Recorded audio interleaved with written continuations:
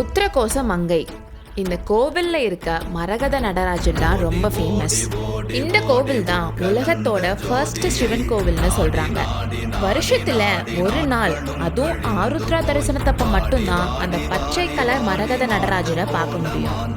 April 4ஆம் தேதி அந்த கோவில்ல 15 வருஷத்துக்கு அப்புறம் கும்பாபிஷேகம் நடக்குது.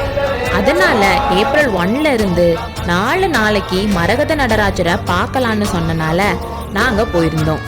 கோவில்ல செம்ம கூட்டங்க. கூட்டத்தையும் தாண்டி கும்பாபிஷேகம் நடக்க போற கோயிலோட வைபே வேற மாதிரி இருந்துச்சு.